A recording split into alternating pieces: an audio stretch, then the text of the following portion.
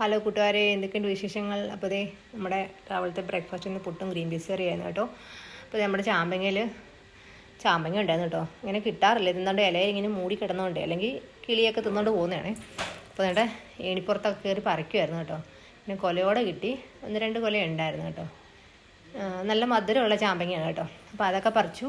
പിന്നെ നമുക്ക് ഉച്ചക്കത്തേക്ക് കുറച്ച് പഴമാങ്ങ ഉണ്ടായിരുന്നു കേട്ടോ. അപ്പോൾ അതൊന്ന് നമുക്ക് കറി വെക്കേണ്ടത് പൊളിച്ചൊക്കെ എടുത്ത്, ചെറിയ മാങ്ങയായിരുന്നു, പക്ഷേ അതൊക്കെ നമുക്കൊന്ന് വേവിക്കാൻ വെക്കാം.